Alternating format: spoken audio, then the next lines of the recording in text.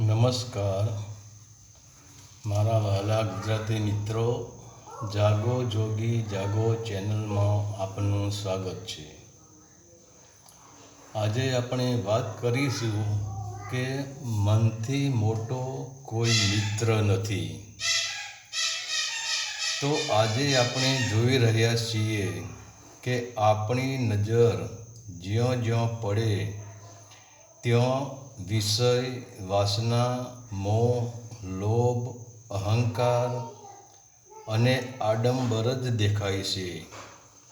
ક્યાંય શાંતિ જોવા નથી મળતી, ક્યાંય આનંદ જોવા નથી મળતો, ક્યાંય ધર્મ જોવા નથી મળતો. આનું એક જ કારણ છે કે મારી સાથે મન સાથે આપણે મિત્રતા કરી નથી. મનને આપણે સમજી શક્યા નથી, મનને આનંદ આપી શક્યા નથી. એટલે મન આનંદ લેવા માટે, શાંતિ લેવા માટે ભટક્યા કરે છે. અને આપણે પણ મનની સાથે લડી રહ્યા છીએ.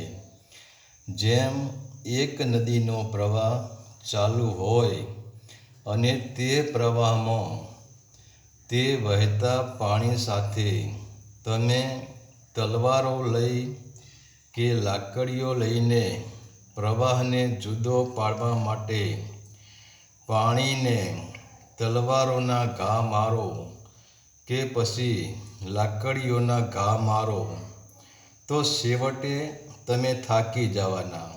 પરંતુ પાણીને તમે હરાવી શકવાના નથી, તેના બે ભાગ કરી શકવાના નથી. તો જ્યાં દુશ્મના વટશે ત્યાં પ્રેમ કેવી રીતે ઉત્પન્ન થાય? તો પાણી તમારો દુશ્મન બની જશે. પરંતુ આપણે એ જ પાણી સાથે દોસ્તી કરી લઈએ, એ જ પાણીનો સાચો ઉપયોગ કરી લઈએ તો એ જ પાણી આપણો મિત્ર બની જશે. એ જ પાણી આપણને અનાજ, શાકભાજી, ફળ, ફૂલ, કંદમૂળ આપશે અને તમારા શરીરને પણ સાફ રાખશે, તમારી પ્યાસ પણ બુઝાવશે. તો પાણીને સમજવાથી તે પાણી આપણો મિત્ર બની જાય છે અને એ જ પાણીને ન સમજવાથી પાણી આપણને દુશ્મન લાગે છે. અને બીજી વાત, તમને કોઈ દુશ્મન સાચો રસ્તો કેવી રીતે બતાવી શકે? હા, તમારો મિત્ર તમને સાચો રસ્તો બતાવી શકે. પરંતુ આપણે મનને મિત્ર તો બનાવ્યું જ નથી. તેના કારણે આજ આપણી આ દશા થઈ ગઈ છે. કેમ કે મન કહે છે, સંસાર છોડીને બાવો બની જા, ભગવો કપડો પહેરી લે, જટા વધારી લે, માળાઓ પહેરી લે, એટલે થઈ ગઈ ભક્તિ. તો મન કોઈને કહે છે, તારા શરીરને તપાવી તપસ્વી થઈ જા. કોઈને ખડેશ્વરી બનાવી દેશે, કોઈને કોંટા ઉપર સુવડાવે છે, કોઈને સંપત્તિમાં ધકેલી દેશે, કોઈને કામવાસના, મોહ, અહંકારમાં ધકેલી દેશે, કોઈને વ્રત, કર્મકાંડ, ઉપવાસ, પાઠ, પૂજા, કથાઓમાં ધકેલી દેશે. અને છેવટે આ બધાયને વિષય, વાસના, રાગ, દ્વેષ, દ્વૈત ભાવમાં ફસાવી દેશે. એટલે જ તો આજે સાધુ, સંત, તપસ્વી, કથાકાર અને સંસારી એક જ લાઈનમાં ઊભા છે. અને તે લાઈન છે વિષય વાસનાની, મોહ લોભની, અહંકાર, દ્વેષ, દ્વૈત ભાવ કપટ, ભ્રષ્ટાચાર અને અત્યાચારની.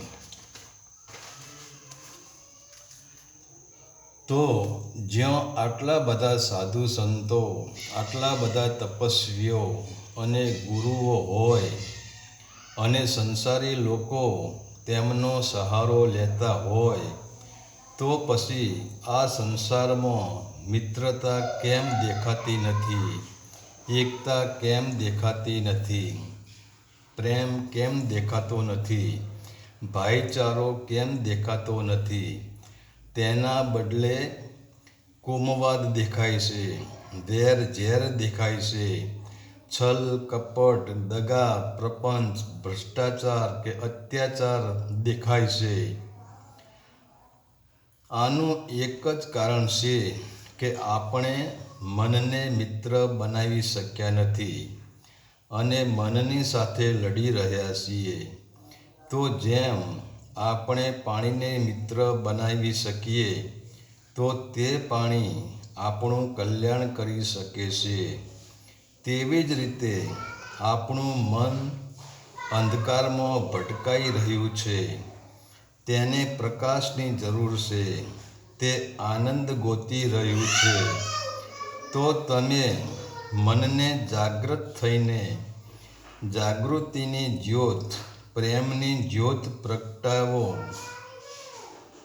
સંતો જેમ અનંત જન્મનો અંધકાર પ્રકાશ થવાથી ભાગી જાય છે, તેમ પ્રેમની જ્યોતથી મનના અંદર રહેલી બધી જ મલિનતા બળી જાય છે અને એ જ મન પ્રેમનું એક બૂંદ ચાખવાથી પોતે પણ પ્રેમના રંગમાં રંગાઈ જાય છે.